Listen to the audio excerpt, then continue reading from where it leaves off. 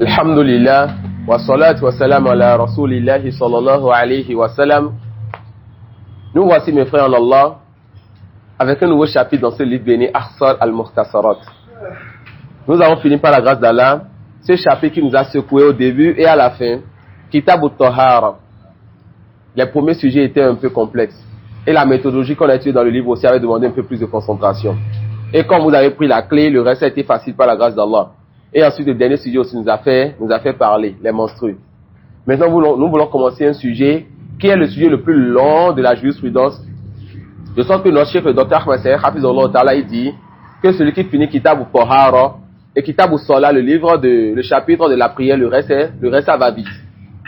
Et la prière, c'est long, mais ça finit vite aussi. Parce que la prière, c'est des choses que nous connaissons. Donc, les chapitres, on rentre dedans et les choses, ça va vite. On ne parle pas beaucoup. Jusqu'ici, vous connaissez déjà la méthodologie. On va voir c'est quoi le mazhab chez les Hanabila, afin de comprendre le livre. Ensuite, on va faire quoi? On va citer les deuxièmes avis, si le premier avis n'est pas l'avis forcément qui est proche de la vérité, et citer donc les savants qui sont sur ce deuxième avis. Et le plus souvent, c'est qui? Cheikh al-Islam Taymiya, et parmi les contemporains, Cheikh As-Sa'di, Cheikh Ibn Uthaymin, et aussi on cite souvent l'avis de Cheikh Ibn Baz. Et dans le premier avis, si le point on amène donc quoi? On amène donc la preuve. Et celui qui va comprendre ceci avec nous, Inch'Allah, c'est en train de revenir encore l'année prochaine, voire l'année qui va suivre, jusqu'à ce qu'on finisse jusqu'à Kitab al-Buyur avec cette méthodologie. Quand on reviendra et qu'on va commencer Zad al-Mustakna, vous allez donc avoir de la saveur pour la jurisprudence, car pour chaque avis, la preuve sera citée.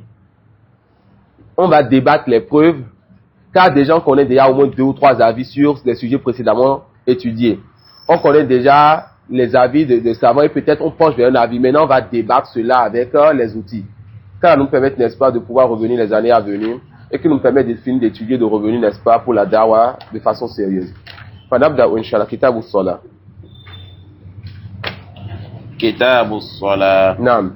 Le cheikh il dit Kitab al-Salah. Ici, il veut nous parler de la prière. Wa salatu lughatan ad-du'a. La prière dans la langue arabe, ad-du'a. Yani l'invocation. Wa shar'an أقوال وأفعال مخصوصة مفتتحة بالتكبير ومختتمة بالتسليم.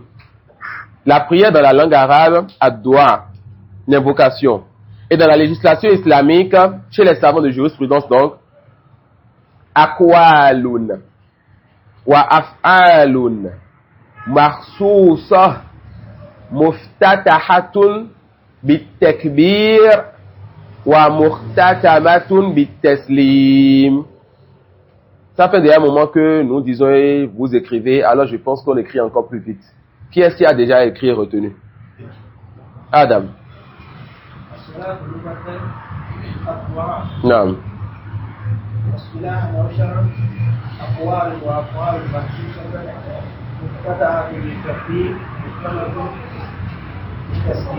Qui d'autre? Abu Ismail. الصلاة شرعا لغة الدعاء. نعم. وشرعا أقوال وأفعال مخصوصة مفتتحة بالتكبير ومختمة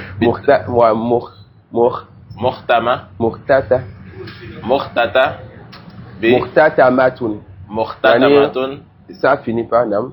مختتمة بالتسليم. Qui d'autre? Abdul Alim. نعم. نعم.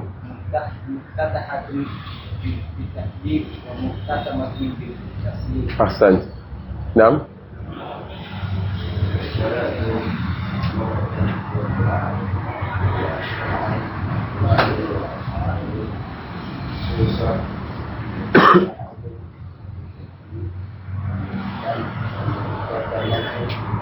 التسليم. Qui d'autre? الصلاة أفعال أقوال وأفعال مخصوصة مفتتحة بالتكبير ومختتمة بالتسليم. أقوال وأفعال مخصوصة مفتتحة بالتكبير wa muhtatamatun bitaslim. Ça fait 5 choses. La prière, donc, dans la législation, regroupe ces 5 choses-là. Aqwal, c'est des paroles. Wa af'al, c'est des actes. Makhsousa, spécifiques. Des paroles et des actes spécifiques. Muftatahatun bitakbir, qui commence donc la prière, elle commence donc par le takbir, ce qu'on appelle takbiratul ihram, Allahu Akbar. Muhtatamatun bitaslim. Et cela finit donc par le premier taslim. Assalamu alaikum wa rahmatullah. Qui a retenu en français? Non? Parole. Parole. Et là, spécifique. Parole et acte spécifique. Qui commence par le takbir. Qui commence par le takbir. Et qui finit par le taslim. Non. Tafadallah. tajibul Il y a une khams question? Non? Muhtatamatun. Muhammad khatamul anbiya. Muhtatamatun. Khatama shay iza anhahu. Muhtatamatun. Non. Tafadallah. tajibul khamsu ala kulli muslimin mukallaf. Non. Les 5 prières, donc, sont obligatoires à qui? Kullu muslimin. Tout musulman, alors cela fait sortir le kafir. Mukallaf. Et le mukallaf, c'est celui qui regroupe 2 choses. Quand on dit mukallaf, c'est celui qui regroupe quoi? 2 choses. Balirun wa aqilun. Quand on dit mukallaf, d'accord? Mukallaf, c'est celui-là, sur qui l'obligation est déjà tombée. Qui est-ce qui, dans notre religion, a déjà l'obligation de faire ce que les gens font, ce que le musulman doit faire? C'est celui qui regroupe 2 caractéristiques. Balir, la personne a atteint la puberté. Aqil, la personne a sa raison. Donc, celui qui n'a pas atteint la puberté, comme l'enfant qui est en bas de 6 ou 7 ans, alors cet enfant, comme l'enfant qui n'a pas encore atteint la puberté tout simplement, n'a pas encore l'obligation de prier. Sharif, une question, pardon. Un instant. L'enfant donc qui n'a pas encore atteint la puberté, soit l'enfant n'a pas 15 ans, ou n'a pas vu les signes qui montrent que cet enfant est devenu pubère, alors la prière n'est pas encore obligatoire sur lui. Et celui qui a perdu sa raison, même si cette personne a atteint la puberté, la prière n'est plus obligatoire sur elle. Comme qui? Qui est-ce qui a perdu la raison et qui a déjà atteint la puberté? Imdan? Comme le fou. D'accord? Comme qui? Comme le fou. Chérif a une question?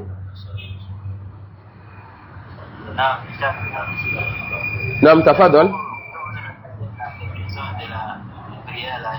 Naam. As-salatu aqwalun wa af'alun. Vous m'entendez? Aqwalun wa af'alun makhsousa. Ça peut aller, makhsousa. C'est bon, vous avez pris le reste, mais je peux continuer. Tu peux continuer? Muftatahatun bitakbir. Muftatahatun. Avec ta marbouta. Muftatahatun bitakbir. Muhtatamatun bitaslim. Muhtatamatun bitaslim. La prière, c'est un regroupement de paroles et d'actes spécifiques qui commence par le takbir et qui finit par le taslim. C'est bon? La parole à salam alaikum.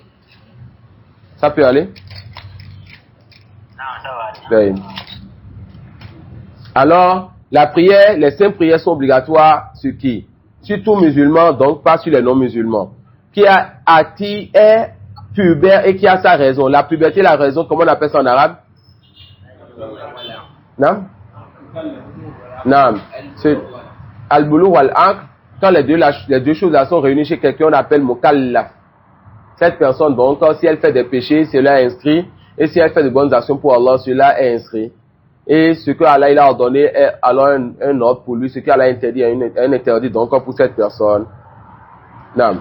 Et quand on dit que les mécréants n'ont pas l'obligation de faire la prière, intabiru, ils ont l'obligation de faire tout ce que les musulmans font. Mais de façon spécifique, on ne va pas demander aux non-musulmans de venir prier car la prière là est devenue obligatoire sur elle de façon spécifique. Mais ils ont été, la législation s'est adressée à eux tout comme ça s'est adressé à nous. Voilà pourquoi le jour dernier, ils seront donc châtiés pour leur mécréance, pour leur ingratitude envers Allah et châtiés pour tout ce qu'ils ont délaissé comme acte des musulmans. D'accord? Ils seront les mécréants. Non. J'ai dit quoi? Les mécréants, non. Les mécréants seront châtiés pour avoir délaissé les actes des musulmans. Ça peut aller. Les mécréants seront châtiés pour avoir délaissé les actes des musulmans. Non. Il y a ces deux conditions pour que les obligations religieuses soient obligatoires. Ici, on est surtout sur la prière. Non. On a la deuxième point. À tes cliffs, non? Il y a des gens qui sont atteints d'une maladie. Non. Et ils deviennent périodiquement. La période où cette personne est folle, alors cette personne n'a pas l'obligation de prier. Et la période où elle retrouve sa raison, elle a l'obligation de prier. Non. Ça peut être Imdan?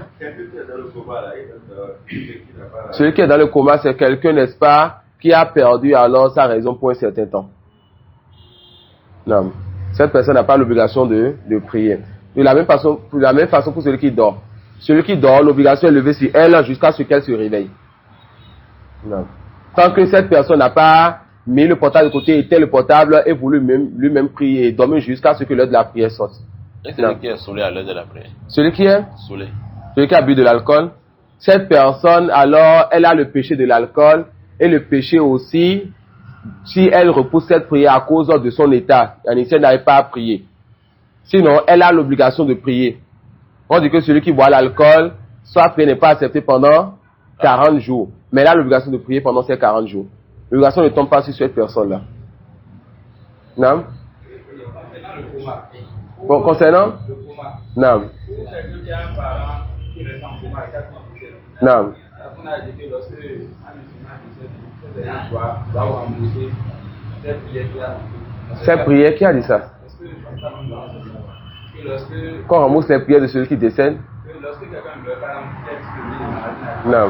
et il meurt avec la, et il meurt avec ça, On n'a pas de prière à rembourser.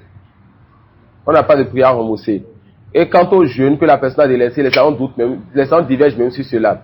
Est-ce qu'on rembourse le jeûne de Ramadan ou bien on rembourse seulement le jeûne, le vœu que la personne a formulé? Seigneur, si mon enfant a le baccalauréat, je fais le vœu donc de jeûner 10 jours pour toi. D'accord? Certains savants disent c'est seulement le vœu qu'on rembourse pour le défunt. Et Cheikh Moussemin dit si on rembourse le vœu, alors le Ramadan a plus le mérite d'être remboursé que le vœu. Donc les savants divergent sur le vœu et sur le jeûne, mais pour la prière, on ne rembourse pas de prière. Pour la prière, on ne rembourse pas les prières obligatoires que la personne a délaissées. On peut continuer, Inch'Allah. Non, t'as pas de la fin. Illa ha'idhan wa nufasa. La prière, elle est obligatoire donc sur tout musulman pubère qui a sa raison, sauf la femme qui a ses menstrues et celle qui a ses lochis. Donc c'est des musulmans pubères qui ont leur pleine mentalité, mais quand même ils ont un mania, quelque chose qui les empêche, n'est-ce pas, d'approcher donc cela, et la prière n'est pas obligatoire donc sur elles, et elles n'auront pas remboursé cette prière. Non.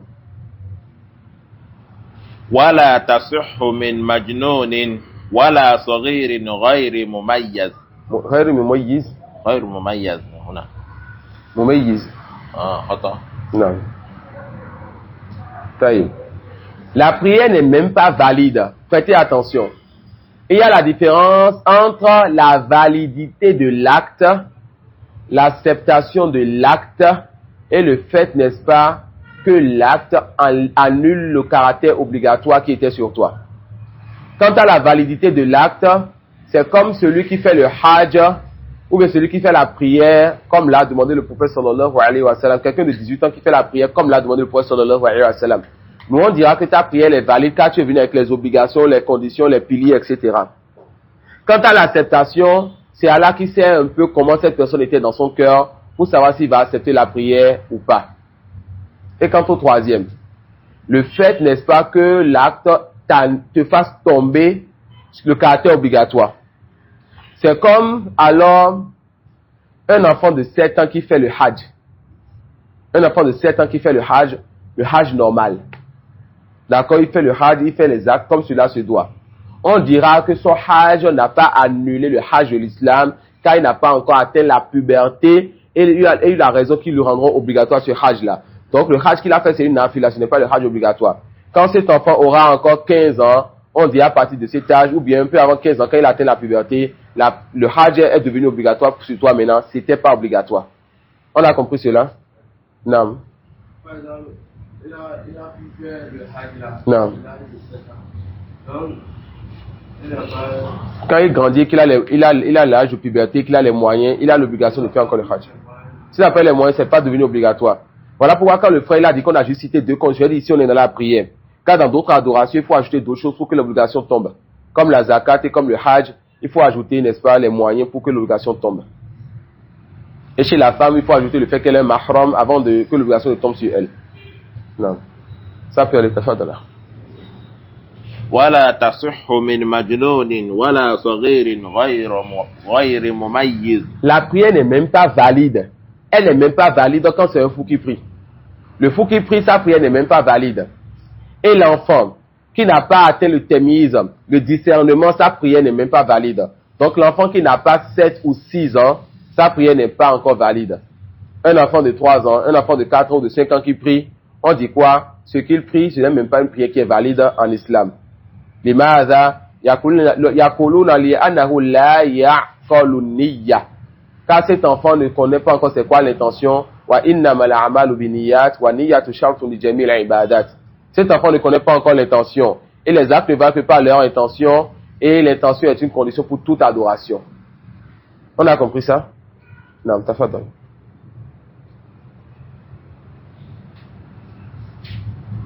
وعلى وليه أمره بها لسبع. Celui donc qui est le tuteur de l'enfant, que ce soit son père ou bien autre que cela quand le père n'est plus, alors cette personne doit donner l'ordre à son enfant de prier à partir de l'âge de 7 ans, il doit commencer par demander à son enfant d'aller prier. À partir de l'âge de 7 ans, le wali, le tuteur, doit commencer par demander à son enfant d'aller prier. Et l'une des meilleures façons de demander à ton enfant de prier, c'est qu'il te voit aussi prier. Je ne sais pas si toi et moi on a déjà eu à faire des appels, tu as vu ça. Mon enfant, il fait déjà à l'âge de 2 ans et demi, et d'autres sont meilleurs que cela, d'autres sont plus que ça. À 2 ans et demi, il fait déjà le repos et le sujoud. Il se met déjà debout, il plie la main, tu lui parles, il ne te répond pas. Tu lui parles, il ne te répond pas. L'après-midi, il n'aime pas se laver, et quand tu lui demandes de venir se laver l'après-midi en même temps, c'est comme ça. Car il sait que quand on est en prière, on ne bouge pas. Et c'est le moment qu'il choisit quand il veut prendre quelque chose chez sa grand-mère, chez ma mère, et il sait que mémé va pas lui laisser. Quand mémé est en prière, c'est là que lui, il rentre dans la chambre de mémé tranquillement, et il va prendre ce qu'il sait que mémé n'aime pas. Et après ça, il fuit. Et quand on veut qu'il se lave l'après-midi, en même temps, c'est tekbir.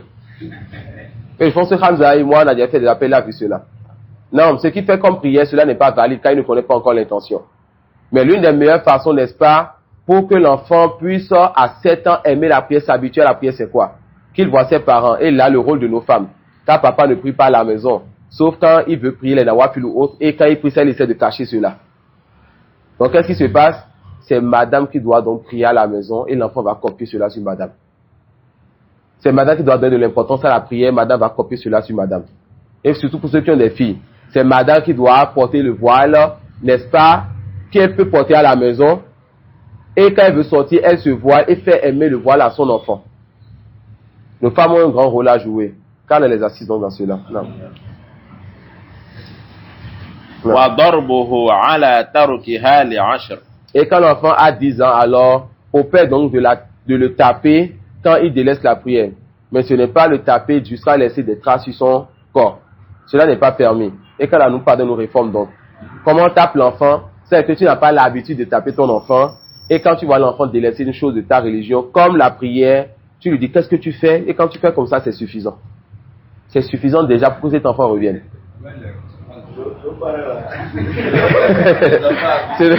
Ce n'est pas comment les Africains, les Arabes tapent les enfants. Mais c'est comme le prophète nous l'a enseigné, cela est très simple. Juste avec ton siwak, quand tu dis à ton enfant, il sent sur ton visage que tu as détesté ce qu'il fait et tu as le fait comme ça, c'est suffisant. Et pour ta femme aussi. La femme aussi, c'est pas que tu la gifles, que tu la tapes, que tu la jettes partout, non.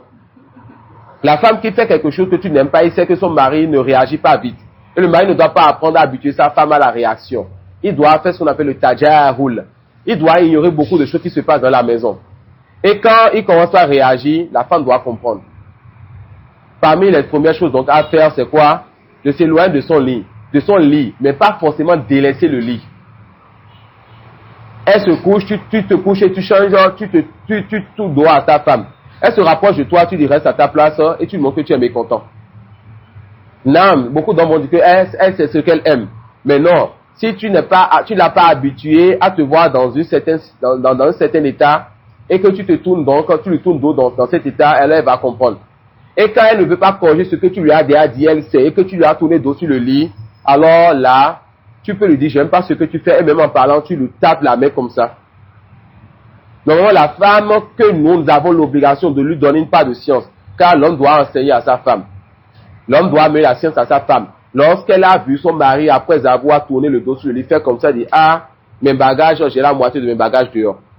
Elle a peur. Et elle revient, elle se corrige.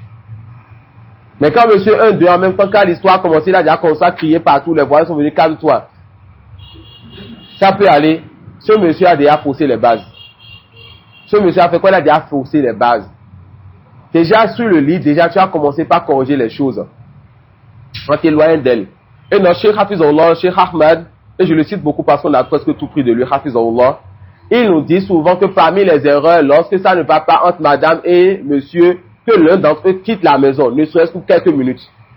Tu ne sors pas de la maison, ne sors pas de la maison. Parfois, sortir, c'est la solution. Sortir, c'est pas la solution. Ça évite de faire sortir n'est pas la solution. D'accord? Et si on veut avoir cette assise, on va avoir cette assise en revenant au verset, mais ce n'est pas le type d'assise dans lequel nous sommes. Ni l'homme, ni la femme ne sortent de la maison. L'islam nous a montré les étapes, les 2 ou 3 étapes à franchir. Ça peut aller. Même lorsque tu divorces la femme, tu ne fais pas sortir la femme de ta maison. Elle reste encore chez toi. Sortir de la maison fait partie des erreurs les plus grandes que les hommes commettent. Il s'est fâché, il a fermé la porte derrière lui, c'est fini, c'est lui-même qui a planté la graine qu'il ne faut pas. Elle qui est restée seule avec les enfants, au tête qui va rentrer dans sa tête. Elle va écrire avec qui? Elle va penser à quoi? Tu as tout gâté. Mais si tout simplement tu t'es limité au fait, le soir, quand le soir vient, tu ne t'approches plus de madame, et tu lui montres que tu n'aimes pas ce qu'elle fait. Et à part ça, l'islam t'a demandé de t'approcher d'elle dans tout le reste, et t'as préparé, tu manges. Sauf si tu vois qu'il faut que parfois, non, je suis déjà rassasié, ça va. Et la femme, elle est sensible. L'islam, c'est pourquoi il a mis donc le fait de l'accorder dans certaines choses très simples. Et comme tu n'as pas pris l'habitude, de lui en lancer la main, je vais te faire ça maintenant. Tu n'as pas pris l'habitude de lui dire, ah, tu vas voir maintenant. Mais tu t'es fâché là, tout simplement. Après 1 ou 2 étapes, tu viens, tu lui dis, je ne veux plus voir ça. Elle garde cette main-là. Et avec ce que tu donnes comme compréhension de la vie, comme science, elle a peur. Qu'est-ce qui va se passer? Quand ça ne va pas tout simplement, sans que l'un de vous deux ne soit de la maison, c'est vous appelez un parent de chez elle et un parent de chez toi pour venir juger. Parmi les gens dont vous êtes agréés de sa religion. Cheikh Ahmad dit que fait donc partie des erreurs que la femme dise non, je vais aller rester 2 ou 3 de chez mes parents, c'est fini.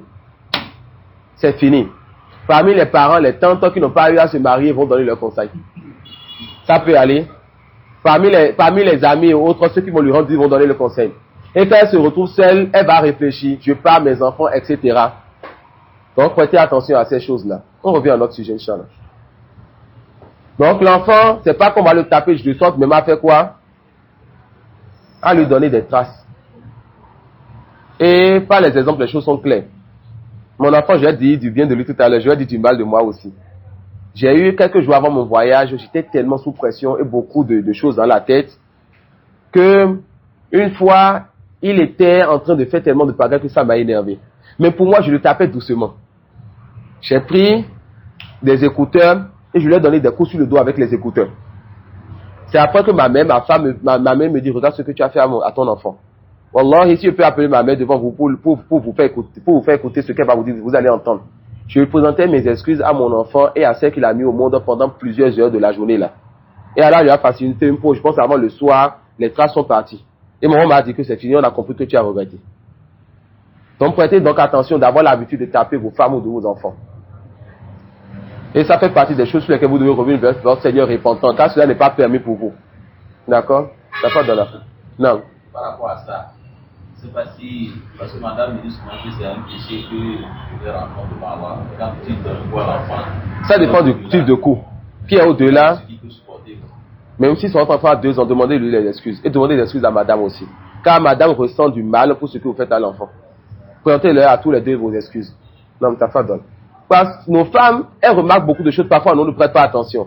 Qu'est-ce qui l'a amené à réagir comme ça? Ça peut être ton comportement. Ou ton comportement avec ses enfants.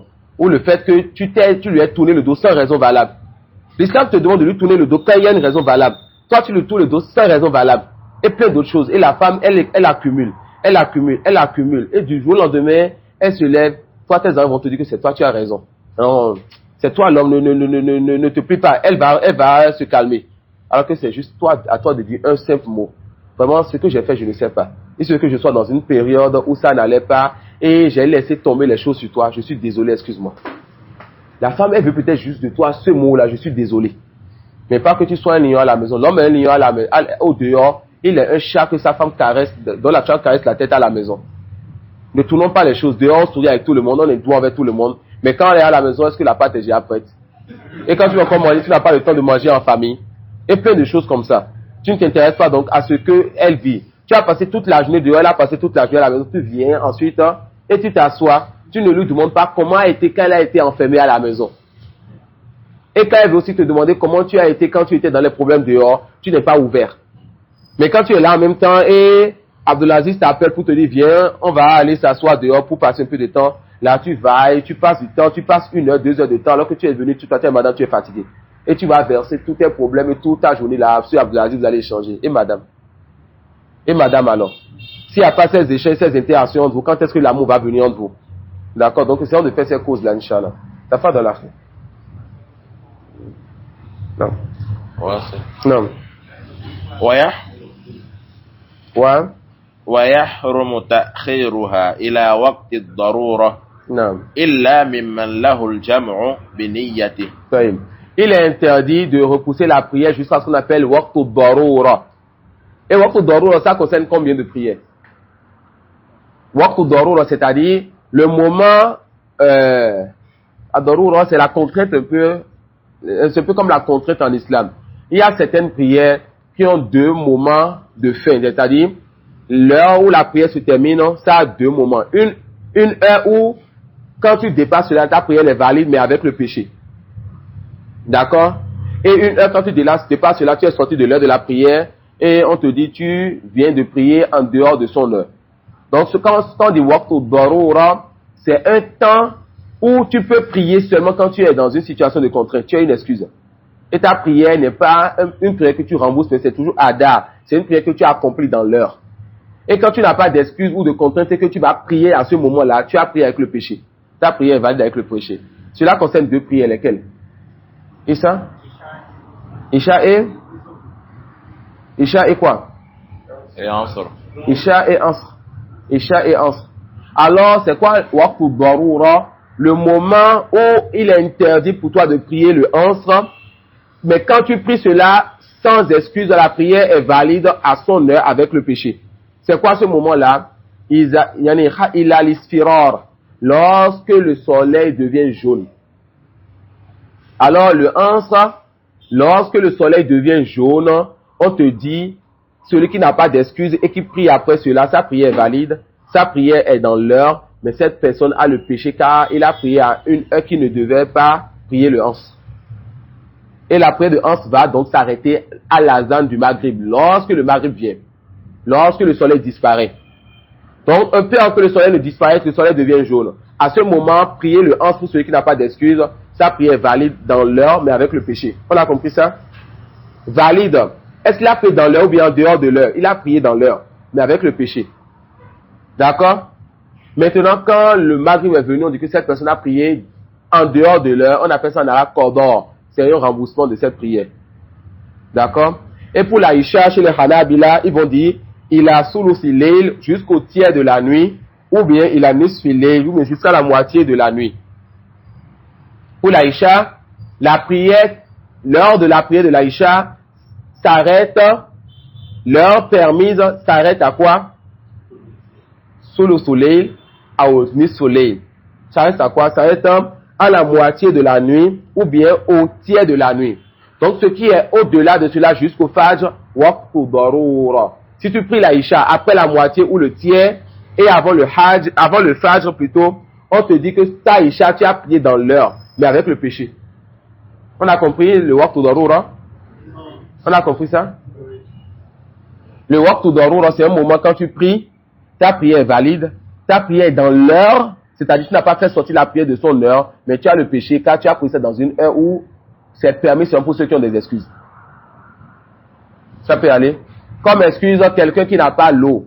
Et cette personne sait que l'eau va venir après que le soleil ne devienne jaune, ou bien que l'eau va venir après la moitié de la nuit. Quand cette personne a relativement zone, est presque sûre ou est sûre que l'eau viendra à ce moment, on dit ce type de personne peut donc repousser la prière jusqu'à ce moment sans péché. Ça peut aller. C'est quoi donc la différence entre l'heure là et faire sortir la prière de son heure? Celui qui sait que l'eau va venir après la sortie de l'heure du Hans ou bien de l'Aïcha, on dit tu fais le tayammum, tu pries. Mais celui qui dit non, le Hans ou l'Aïcha, je vais trouver l'eau après que l'heure, la première heure sorte. Mais avant que la deuxième heure sorte et qu'on rentre dans le Maghrib ou bien le Fajr, on dit toi, tu peux, chez les Hanabila, tu peux repousser jusqu'à cette heure-là. Et chez Khalisam Témia te dit, il n'y a aucun mal que tu fasses le tayammum depuis le début de l'heure, tu pries. On a compris? Ça y est. T'as fait? Non? Quand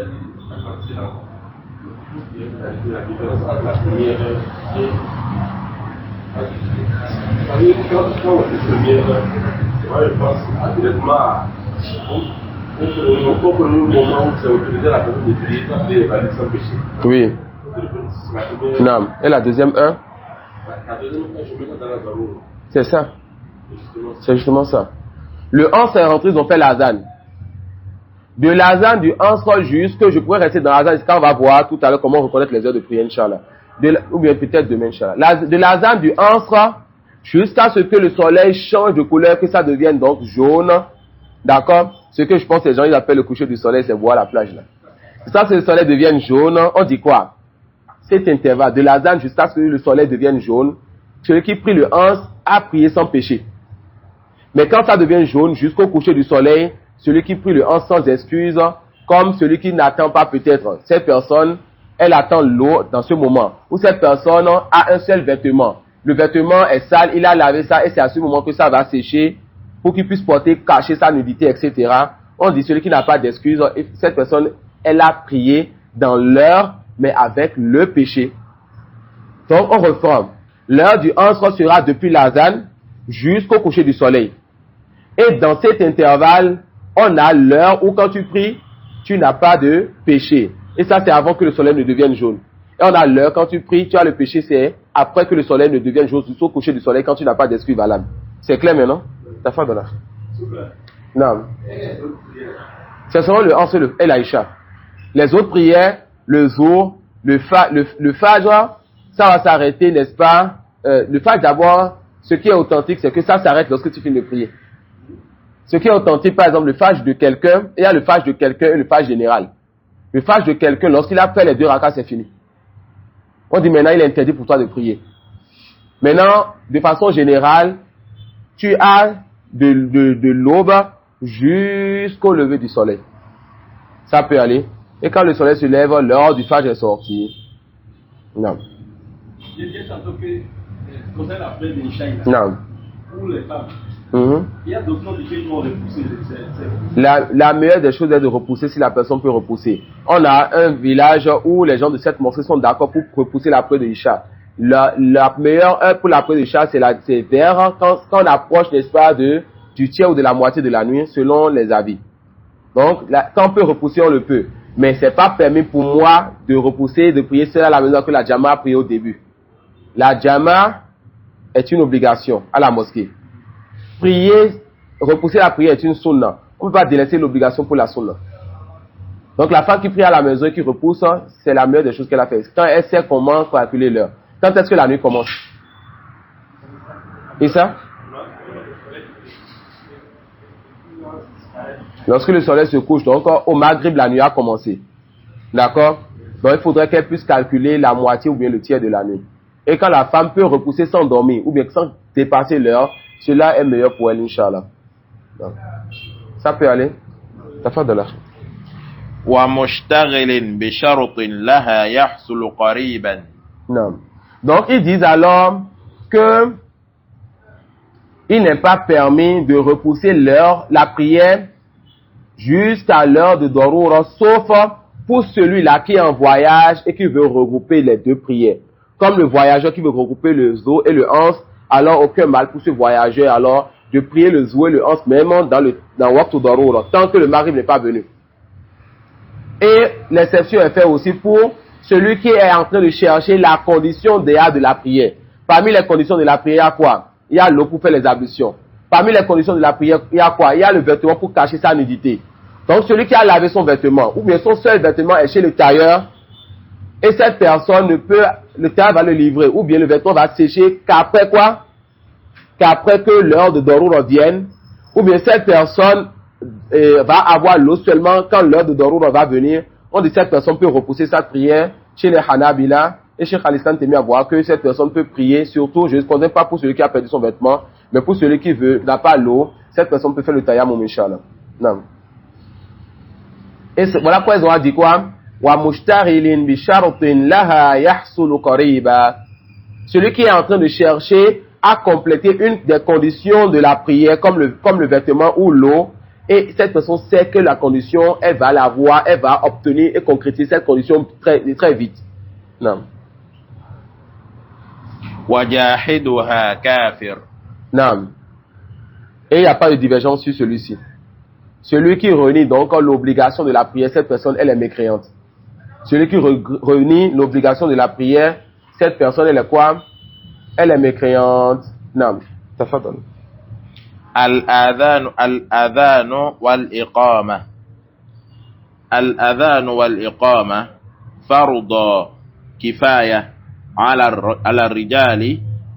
الرجال الأحرار المقيمين لخمس المؤدات والجمعة. L'azan et al-iqama sont alors fardu kifaya. Ça veut dire quoi fardu kifaya?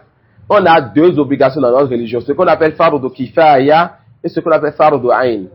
Fardu kifaya, c'est ce que lorsqu'une partie de la communauté n'a pas fait, le péché tombe sur toute personne qui a la capacité de faire cette chose-là. Fardu kifaya, un peu comme l'azan. Si personne ne fait l'azan dans ce pays, alors le péché tombe sur tout musulman qui pourrait faire l'azan. Wa fardu ayn, c'est l'obligation qui est restreinte à chaque personne, particulièrement à chaque musulman, comme les 5 prières. Tout le monde a l'obligation de faire les 5 prières, et on ne dira pas que si une partie de la communauté fait les 5 prières, moi je peux donc délaisser. D'accord? Alors ils disent al-azan wal-iqama. L'azan et al-iqama. Wal-azan yaqulu al-ulama huwa al-i'lamu bidukhul al-waqt. Al-azan huwa al-i'lamu bidukhul al-waqt. L'azan huwa al-i'lamu bidukhul al-waqt. L'azan c'est quoi? C'est pour informer que l'heure de la prière est rentrée. L'azan, c'est pour informer que l'heure de la prière est rentrée. Wal-iqamatu wal-i'lamu bil-qiyamati lis-salah. Al-iqamatu wal-i'lamu bil-qiyamati lis-salah. Al-iqama, c'est le fait d'annoncer donc aux gens qu'on doit se lever pour la prière. L'iqama, c'est quoi? D'informer les gens qu'on doit se lever maintenant pour la prière. Alors, question. À quel moment il faut se lever? Et ça? C'est tout? Lorsque on entend l'azan. Non, on ne se lève pas pour l'azan. On va regrouper entre les deux paroles. On se lève lorsqu'on connaît la présence de l'imam, ou bien qu'on a vu l'imam et que le muezzin dit qu'on dit qu'on m'a dit là. D'accord? La sunna c'est de quoi? C'est pas que c'est interdit de se lever avant cela, mais la sunna c'est quoi? tu ne te lèves pas jusqu'à ce que tu aies vu celui qui veut diriger la prière, ou bien que tu saches qu'il est là. Ensuite, tu entends le muezzin dit quoi, le muazzin dit quoi, quand dit qamati sola. D'accord? Ça peut aller? Ça y est. Non. Entre les deux. Non. Non, c'est ça la base. Entendre cela en voyant l'imam. Ou bien entendre cela en sachant que l'imam est présent. L'imam n'est pas encore à sa position. Non, mais vous savez qu'il est dans la mosquée. C'est pas la position là. C'est le fait que l'imam soit parmi vous dans la mosquée. D'accord? Après, c'est le temps qui fait à la porte, commence par quand vous êtes fini de vous dire l'adhan melikoma. Dans ce cas, si vous savez que dans cette mosquée, vous ne savez pas encore qui veut diriger, en tout cas, vous êtes libre de faire les deux. D'accord? Parce que celui qui dirige est déjà parmi vous. Allah wa alam. Entre l'imam et Azan, quelle habilité a des saoud ou des safou? Ça, Inch'Allah, c'est l'imam qui doit faire ça. Et l'imam, c'est pas juste qu'il va parler. L'imam, il devait ne serait-ce qu'une fois en passant, marcher parmi le rang pour voir comment ils sont droits. D'accord? Les Azan ont des mains qui font safou. Et le muezzin, il est quoi? Il est meilleur que l'imam à la sahih. Le muezzin, il est meilleur que l'imam à la sahih. Non. Les savants dirigent entre le muezzin, entre le muazzin et l'imam qui est meilleur. À la sahih, il est meilleur que. Il a plus de mérite, Inch'Allah, que l'imam. Il a plus de mérite, Inch'Allah, que l'imam. Les savants qui disent que c'est l'imam, ils disent que le prophète sallallahu alayhi wa sallam, lui, il était imam et non muazzin. Mais les tests qu'il a dit sur l'imam et le muazzin, les tests du muazzin montrent qu'il a une meilleure situation que l'imam. Alors les autres savants leur répondent en disant que le prophète sallallahu alayhi wa sallam, il était occupé par beaucoup de choses qui l'empêchaient de pouvoir faire l'azan, sinon il aurait fait sallallahu alayhi wa sallam. Non. C'est fait de la fin. Non. Et généralement, dans les mosquées, les gens font d'abord le sort avant de mettre. Non. Et c'est ça qu'on a commencé à corriger déjà avec cet enseignement. Car je pense qu'à partir du jour maintenant, les gens sont étonnés de voir une trentaine de personnes assises dans la mosquée quand tout le monde se lève. Peut-être qu'on sait que l'imam il est encore en train de faire ses ablutions. Mais Inch'Allah, mes frères ils vont plus se lever. Jusqu'à ce que l'imam commence à s'approcher, rentre dans la mosquée, ils entendent quand des commas ils sont là. Ou bien l'imam rentre, même s'ils ont fini les commas, ils attendent. Quand ils rentrent, nous on se lève. D'accord? Et celui qui veut se lever à les commas, il y a des commas, quand il dit commas ici, c'est la parole quand des commas ils sont là. Celui qui veut se lever à ça, même s'il voit l'imam dehors aussi, il n'y a pas de mal, car il a vu l'imam. D'accord? Soit tu vois l'imam, ou bien tu connais sa présence dans la mosquée, on voit l'imam, il est en train de finir ses ablutions, on a des corps qui sont sûrement tu te lèves. Et cela est plus proche de la sunna que de se lever depuis les débuts. Même le muezzin n'a pas conseillé, quand lui se lève pour aller allumer en même temps, tout le monde est debout. Masha'Allah. D'accord? La sunna c'est de se lever à la parole quand des corps sont là, et quand on a vu l'imam, ou au moins l'un des deux. D'accord? Non. Non? Non, dans les commas, Inch'Allah, en la sahih, on ne répond rien. Dans les commas, en la sahih, on ne répond rien. D'accord? Pour la zane, on va voir ce qu'il faut répondre maintenant, Inch'Allah. Non. Après, les commas, comment? Peut-être si vous voulez répondre quelque chose dans les commas, vous priez sur le point sondant quand on aura cité. Mais à part ça, je ne connais pas une preuve sur le fait de répéter ce qu'il répond.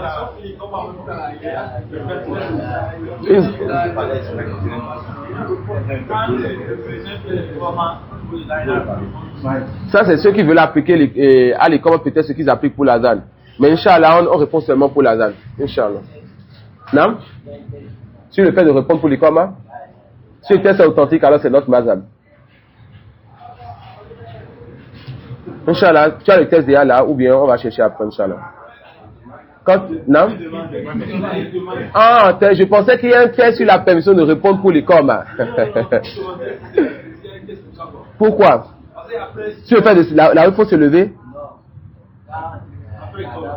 Non. Est-ce qu'il y a un test qui permet cela, c'est ça? Oui, justement, nous on a dit qu'il ne faut pas répondre, donc c'est à nous de leur demander le test. Tu comprends? Ça c'est très important, savoir celui qui demande le dalil. Est-ce que nous on dit qu'il faut dire? Si je dis oui, qu'on doit dire, alors là, on peut sortir le test. Mais nous on a dit quoi? On répète pour la zane, pas pour l'ikoma. D'accord? Donc c'est à eux de nous apporter leurs preuves ou comment ils ont fait leur qiyas avec la zane et l'ikoma. Et les savants qui les ont précédés dans celui-là. Alors voilà. Ça fait de là.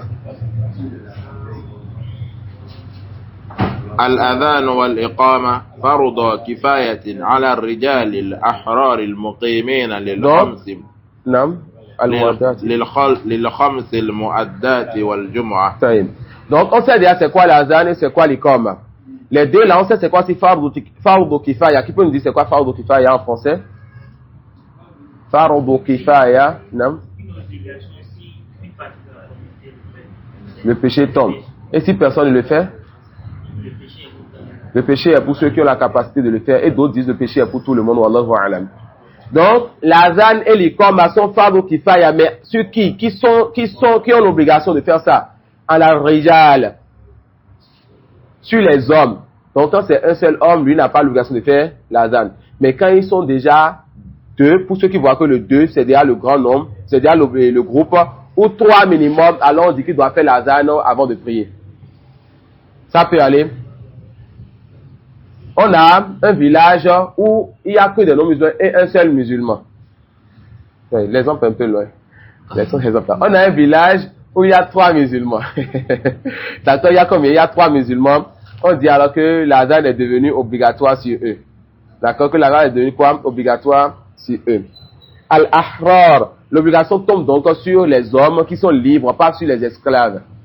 Et lorsqu'il y a des rijal, on a compris que l'azan, alors les commandes ne sont pas obligatoires pour les femmes. Non. Attention, ici je ne connais pas de deuxième avis. Je ne connais pas de deuxième avis. Et les communs, vous avez une question qui peut-être s'oppose à ce que le mazhab a dit.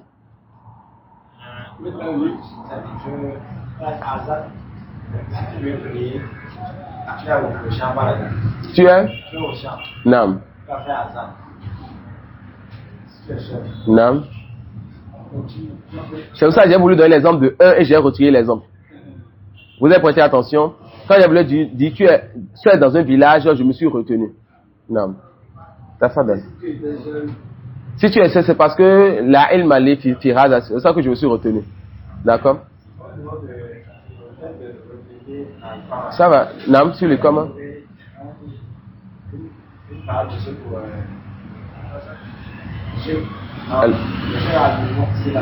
Non. Elles sont répètes parce que le médecin fait les commandes. Non. Et là, les premiers, on répond lors du comment on répond lors de l'azan. Il n'y a pas de différence entre l'azan et les commandes. Donc on dira qu'on n'a pas mis nos savants ceux qui disent qu'on répète dans les commandes tout comme on répète dans l'azan. Cela entre dans la parole du prophète. Vous entendez l'appel dit comme dit le musulman. Alors, si on dit à quel des savants qui disent cela, ensuite à l'étudiant en sciences de voir quel avis est plus proche pour lui des tests. Ça peut aller? Non. Donc, ils disent quoi? Cela est obligatoire aux hommes. Donc, l'azan et les commandes ne sont pas obligatoires à qui? À la femme. Non? Si? On va voir ça maintenant, Inch'Allah. On va voir ça maintenant, Inch'Allah. Si je ne réponds pas à la question, vous allez poser, Inch'Allah. Aux hommes, donc les femmes ne sont pas dedans. Libres, donc les esclaves ne sont pas dedans, c'est-à-dire l'obligation. D'accord? Mais si vous connaissez, Yanni, afin qu'on puisse profiter, les assises sont ouvertes. Donc si vous avez un avis sur l'obligation sur la femme, faites-nous en profiter, Inch'Allah. Al-Muqimin, donc des gens qui sont résidents. L'obligation est donc pour qui? Pour ceux qui sont résidents, Yanni, ceux qui sont dans leur pays. Et sont donc de ceux-là qui? Les voyageurs. L'île Khams. Et quand on dit obligation ici, ça ne veut pas dire que c'est interdit de faire. D'accord? On voyait avec nos machires et on est regroupé en 20, 30 et quelques.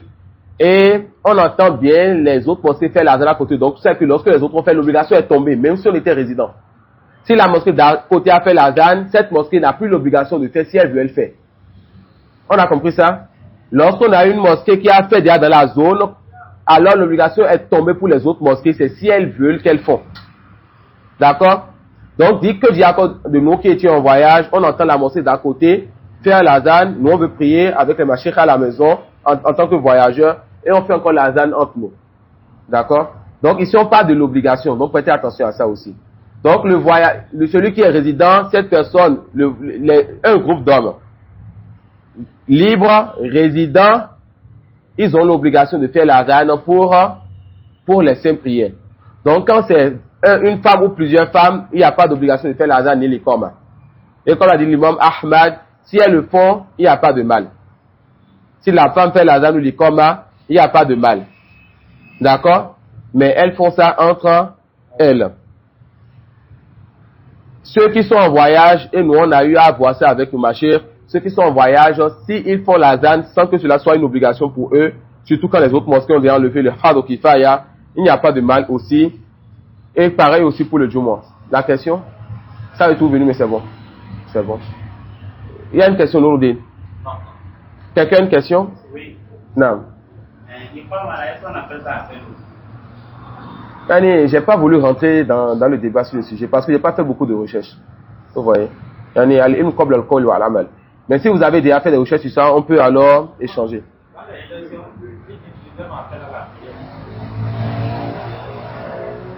Je ne suis pas encore avancé sur la recherche.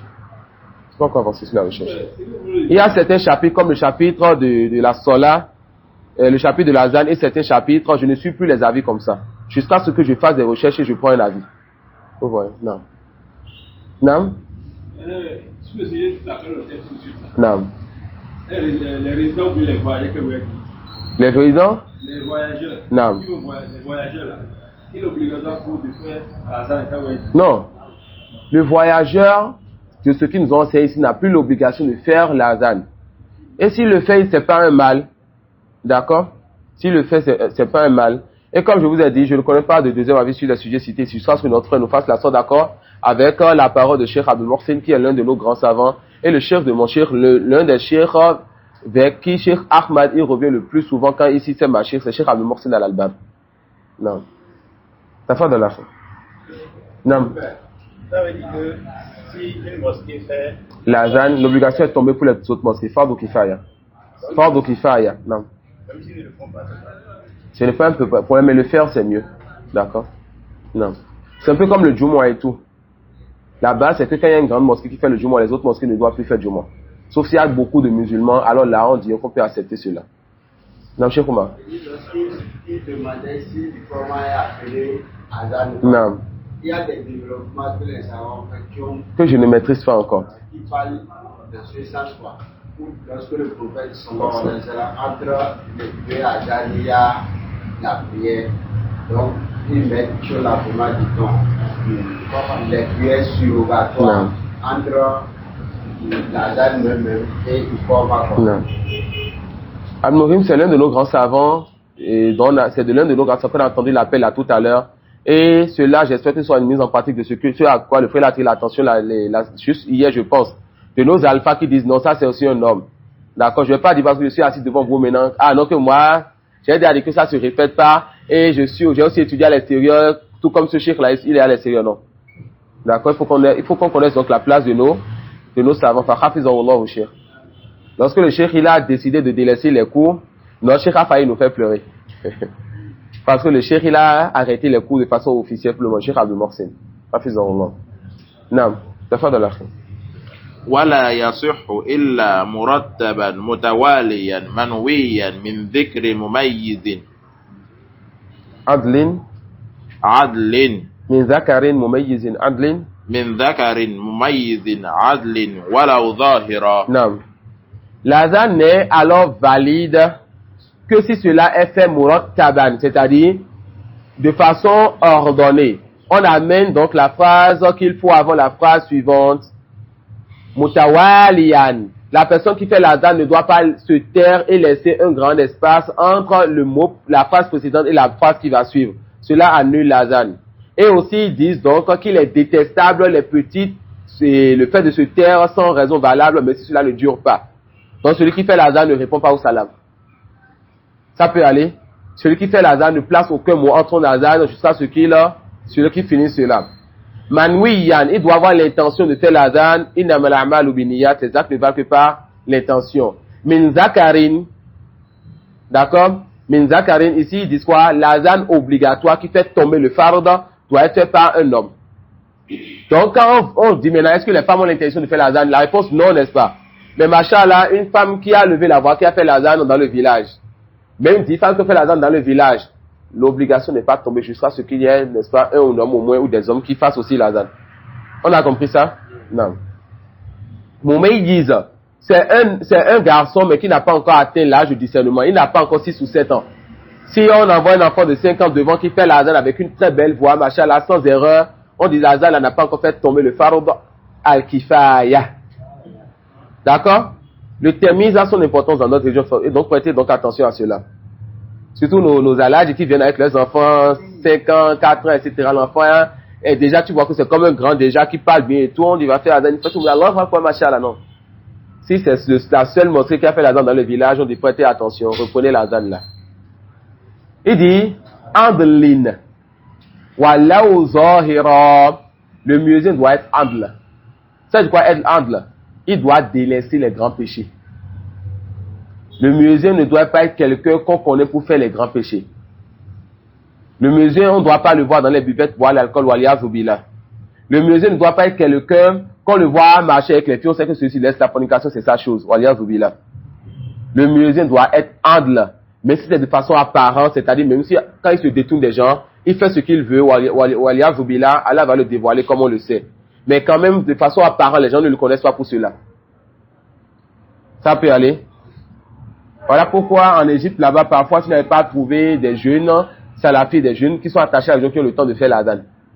Alors on voit parfois des vieux qui quittent le village et qui viennent, et c'est à eux qu'on confie cela. Et parfois, ils regardent tant même quand la personne délaisse certains péchés. Mais le muezzin de notre mosquée, il a certaines erreurs, quand même, qui font que nous, on est un peu réticents sur lui. Comme le fait que c'est quelqu'un, il peut quitter la prière en même temps, la mosquée en même temps, il sort sa cigarette et il fume. C'est quelqu'un qui se rase. Et la mosquée, à la base, n'était pas une mosquée, c'est une mosquée que petit à petit, on a essayé de gagner. Je pense que notre cheikh s'installe là et tout. Donc, le mal s'interdit doucement, doucement. Les jours normaux, le cheikh le laisse faire l'adhan. Mais quand il a des daourat, c'est fini. C'est ces étudiants qui font l'adhan. Car ces étudiants ne sont pas là tout le temps et ils n'entretiennent pas la mosquée tout le temps. Donc, vous qui construisez les mosquées, vous à quelle facilité n'est-ce pas de construire les mosquées, si vous pouvez faire le choix de votre muezzin, faites donc le choix de votre muezzin. Et ceux parmi vous qui a la facilité d'avoir des étudiants dans des internats ou autres, la moindre des choses est de mettre un étudiant devant qui fait l'adhan vu qu'il dort là-bas et tout.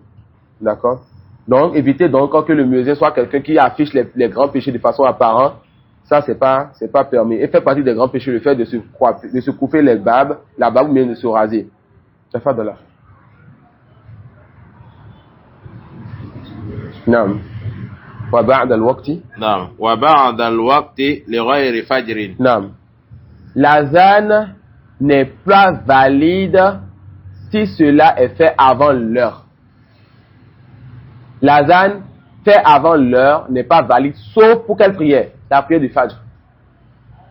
C'est seulement pour la prière du Fajr qu'on peut faire le premier azan avant l'heure et le deuxième azan après l'heure.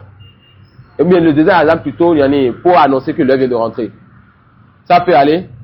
Donc l'azan avant l'heure n'est pas valide si ce n'est que pour la prière du Fajr. Machallah, la prière du Zohr c'est à midi 54 l'azan peut-être, et le muezzin a fait l'azan à midi 52 par exemple.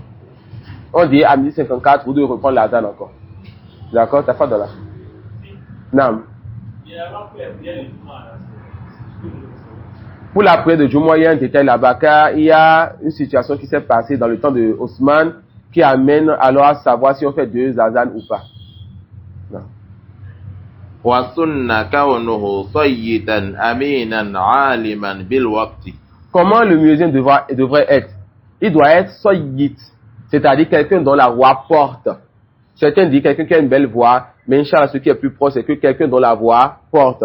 Et c'est l'une des choses que le prophète a vu sur Bilal. Et on a compris avec ce coup alors que le fait d'avoir choisi Bilal comme Muazzin, le prophète alors a fait sa taskia quand il est adl. Et Allah a fait la taskia de tous les compagnons du prophète. Mais le hadith de l'azan est une taskia grosse encore pour Bilal, car il a choisi quelqu'un qui est adl. Parmi les choses qui amènent donc les savants dit que le muezzin doit être quelqu'un digne de confiance, qui délaisse les grands péchés. Les muezzins d'avant montaient donc sur les toits des maisons afin que la voix porte.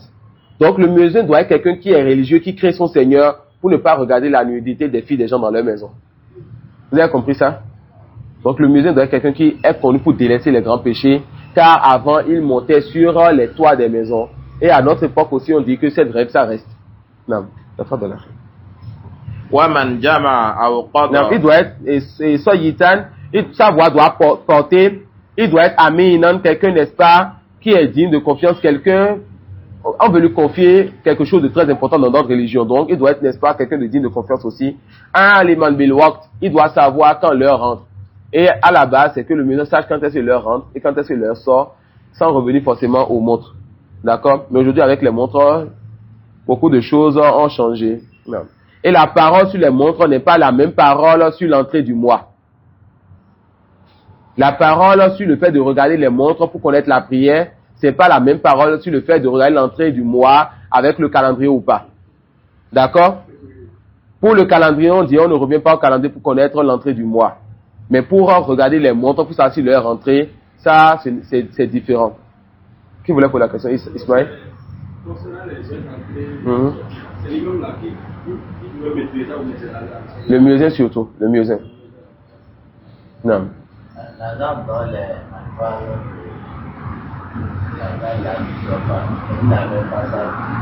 Non, quand l'erreur qu'il a fait, ça change le sens, alors son azan n'est pas rappelé. Mais les erreurs qui sont légères, ça peut aller. Les erreurs qui sont légères, ça peut aller. Non.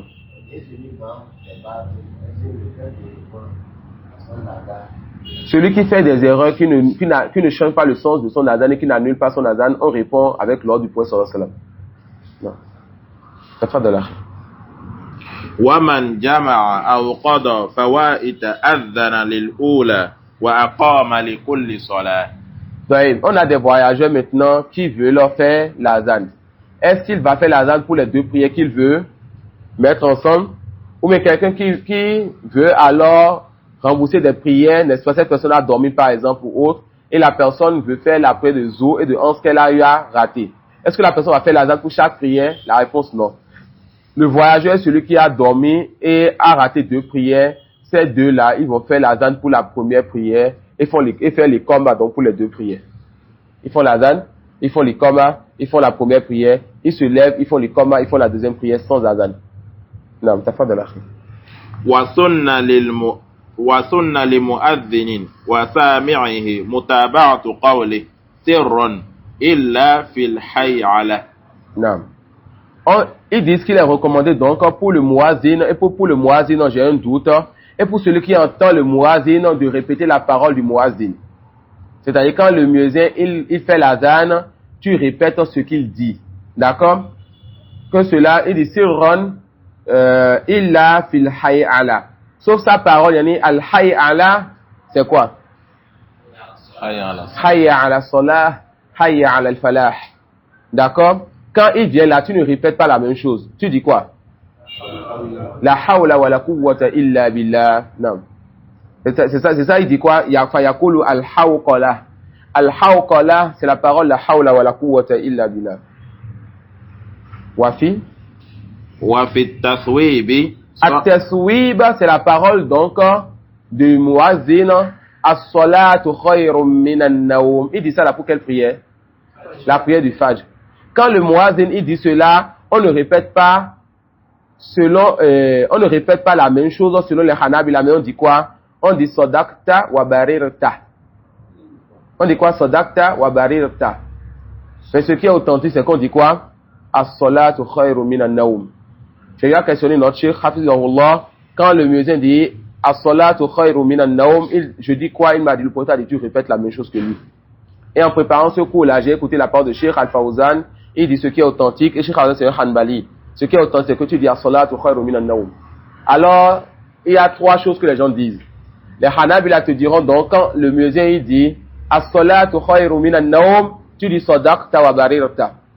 La deuxième chose, tu répètes as-salatu khayru minan nawm, sadaqta wa barirta. La troisième chose, tu dis juste as-salatu khayru minan nawm. Inch'Allah, c'est ça qui est proche de la vérité, car les deux premiers, il n'y a pas de preuve sur ça. Adam.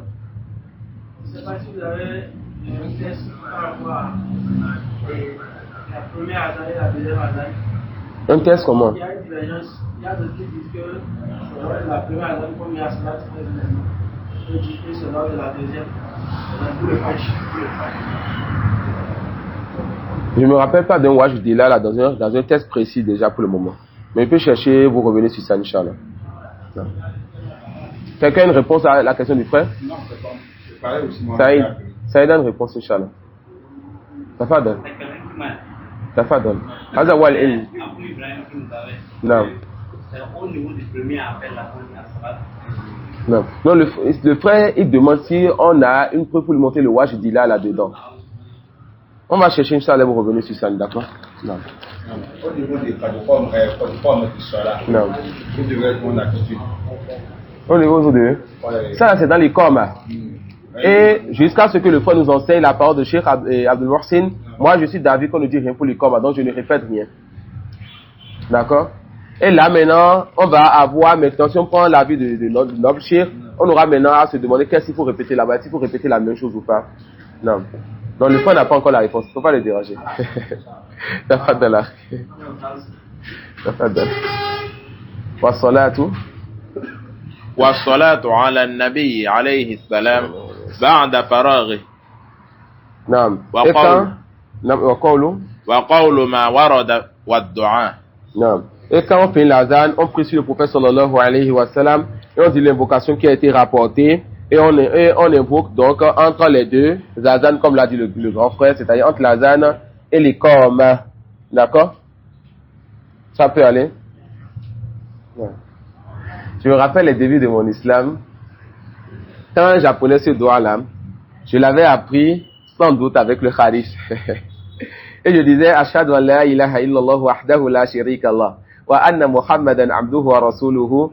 Raditu billahi rabban wa bil islami dinan wa bi Muhammadin rasulan sallallahu alayhi wa sallam. Ghufira lahu dhanbah. J'ajoutais quoi? Ghufira lahu dhanbah. Et ça, j'ai corrigé ça là en Égypte. Allah Ustad. Ça nous aide à améliorer notre religion. Jazakumullah khairan. Wa subhanaka wa bihamdik ashhadu an la ilaha illa anta astaghfiruka wa atubu ilayk.